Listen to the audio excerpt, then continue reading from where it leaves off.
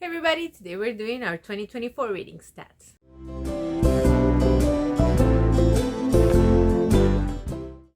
Hey everybody, my name is Sophie, the Bookish Floor. Welcome back to my channel. So today I'm going to be talking about my reading stats for 2024.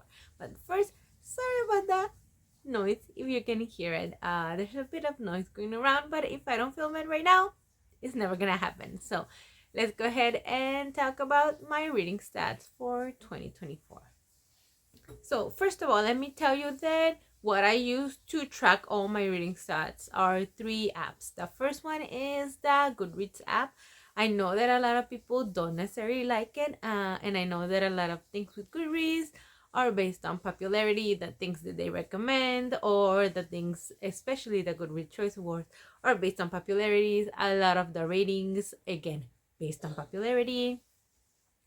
A lot of people rate things really highly when they're not necessarily that great, but that's fine if you can use it for that. You can see what things are popular, what people are really liking, and there's not necessarily anything wrong with that. Liking something doesn't necessarily make it bad, and liking something doesn't necessarily make it good. It's just kind of a thermometer of what society is into at that moment, and that's okay if in a couple of years we look back and we cringe, or we look back and we think, okay, we were pretty good with that, and that's fine.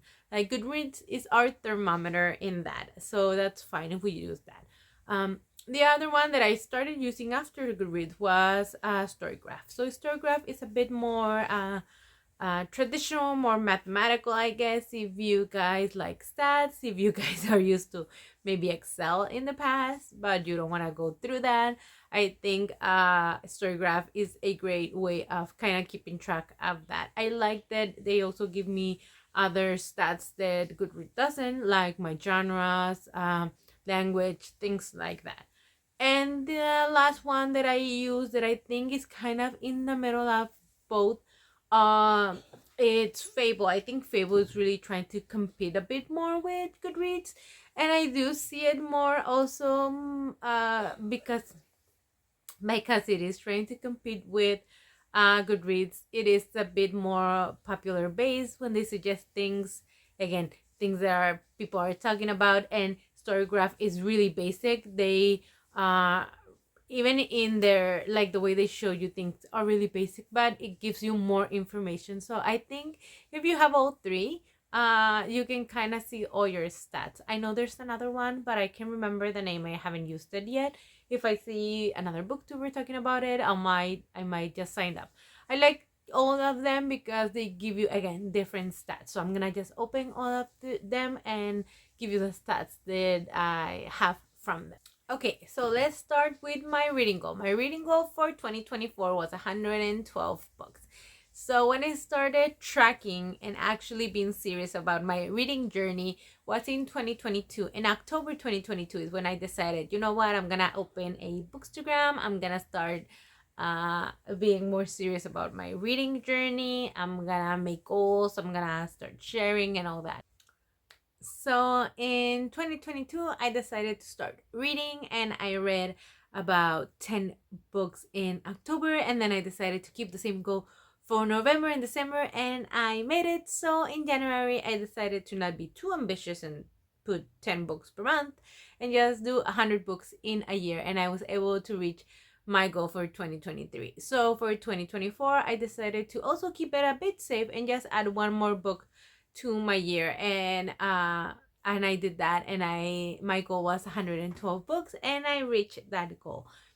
I'm always thinking ahead of things that might happen, whether you're in a reading slump, a health issues. I suffer from migraines, so sometimes I could be out of commission for a week or two from my reading journey, and I also have to make adjustment on how I read. And yeah, so, or you're super busy. There are seasons in life where you're incredibly busy with work or whatever it is, and you cannot read as much. So I try to adjust it. This is not my full-time job, so I do have other things to do that take away time from my reading. So 112 books, I think, is pretty okay. I had a couple of months during the year, not continuously, but I had a couple of months that I did really badly in my reading. So I think that was a wise choice. And with a challenge that I did in December, I was able to make it to 112. Could I read? Could I have read more than 112? Yes, but I didn't want to burn out in December, and I almost did. So I decided to also a challenge that I made for myself, cut it short, and that was okay with me. And I might talk about that in a video.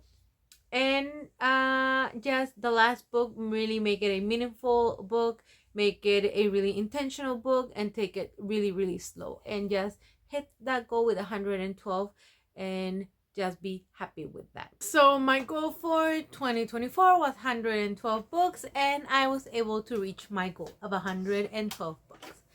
Now, a lot of people don't talk about this, but I am going to talk about it. So my average time to finish a book is 6 days.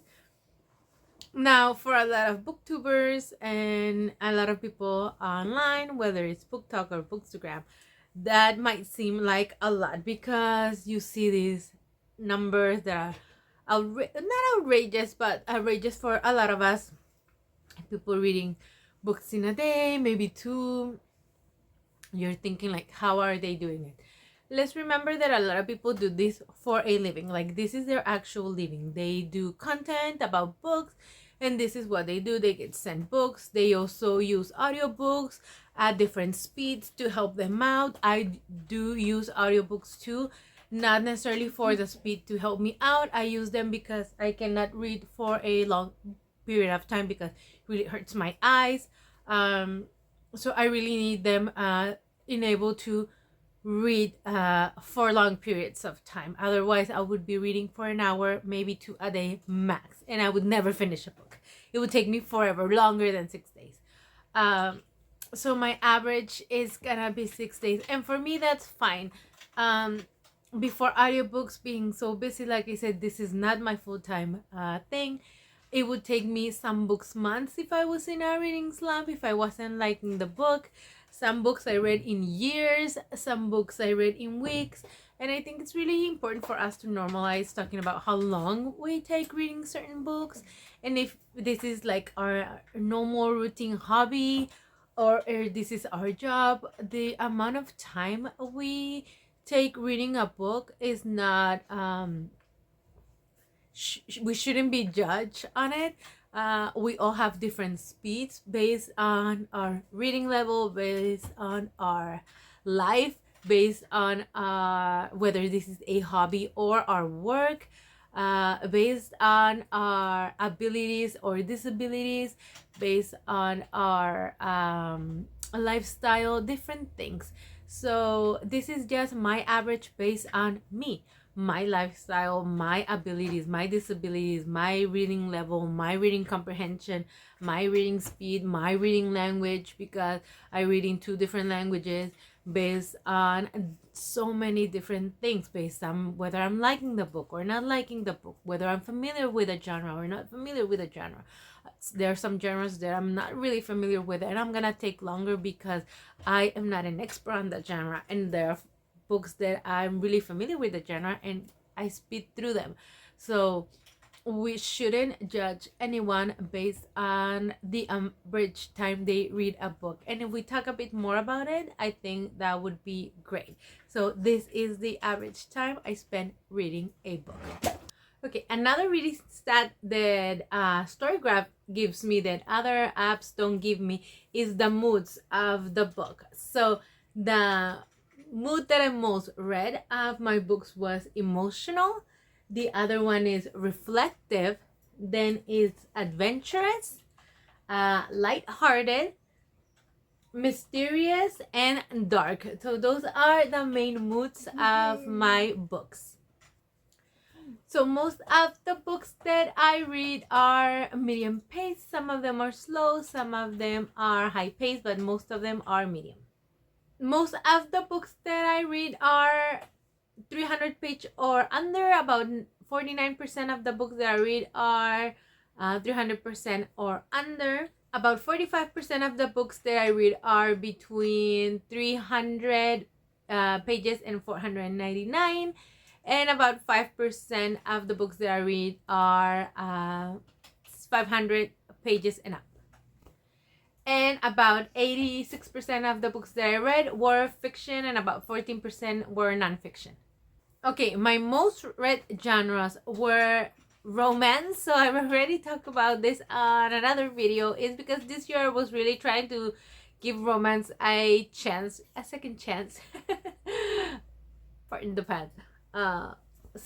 I really don't like contemporary romance, and I was trying to give romance a chance, see if I liked it. I was also this year trying to give a chance to Julia Quinn, who I like Bridgerton. I like the TV series, but I never read the books, and I know that the books are a little controversial, so I gave a chance to the books. I only ended up really liking one of them. I read the first 4. I might continue with the series, but I'm not sure. And then I'm also reading a series called Manners and Monsters, which is fantasy but could also be considered romance. So I think that kind of bumped my reading genre up a bit. The stats of that a bit. And then the second one is fantasy, which makes sense. I do read a lot of fantasy, like I said, like that particular series and other ones. The next one was contemporary. Like I said, contemporary romance. I was trying to give a chance, but also like contemporary fiction. And then I do like a lot literary fiction and historical fiction, and that were my next genre. And also young adult. I don't tend to necessarily pick young adult. They kind of pick me when I look for certain themes or certain representation, because I read a lot by diversity themes. They come up, and I try to read all of them. So yeah, they do come up, and I pick them. So yeah, so yeah, those were my most read genres. Okay, for my stats on the format, like I said, most of the books that I read on audiobook. Right now it says that I read about 43% on audio, and about 50% on print, and about 7% digital. So what I do is a combination of them. That's why it's presented like this, because a lot of the books I do have a physical format, but I also accompany them with my audiobook. And sometimes I just finish it with the audiobook when I go out or when I'm waiting somewhere, or I tend to just take my audiobook and just listen to it, or on road trips or things like that. So the majority of them, even though I do have the physical copy, I end up with my audiobook. So I would probably say that a more realistic stat of that is that 80% of my reading is done with an audiobook, because I really do need the audiobook in order for me to achieve my goals and to actually read the books, because I do, like I said, have other stuff to do. This is not my main job, and luckily my other jobs allow me to be listening while I'm doing certain things, but I could not be sitting down holding a book, but I could be listening to it. So that allows me to do that. And also, like I said, even if I could sit down to read a book, I couldn't do so for more than maybe an hour or 2 a day. So that would really slow me down when it comes to reading. If I'm reading a book that's 8 hours long, that would take me 4 days. If I'm reading a 12-hour long book, that would take me 6 days. So yeah, that would really make my average really, really high. Okay, my 4 authors that I read the most, not surprisingly, the first one, the 2 that I read the most was Julia Quinn and Tilly Wallace, because I read series from them, 4 books from each. And then I have Silvia Moreno Garcia and Lee Bardugo. Silvia Moreno Garcia I have with 2 books, and Lee Bardugo with 2 books. So I think I read Mexican Gothic and Cause of Jade and Shadow this year. And Lee Bardugo, I read the Six of Crows duology, Six of Crows and Crooked Kingdom. So yeah, those were my most read authors. Mostly I read really new authors, some repeat authors, but just 1 book. And languages, I read mostly in English and some Spanish. About 97% of my books are in English, 1.8 in Spanish, and 1 in Romanian. I don't know where that Romanian came from, but I guess one of them has some Romanian in it. And then I read, like I said, I read 112 books, and with a total of 31,905 pages this year. And I think my most read number of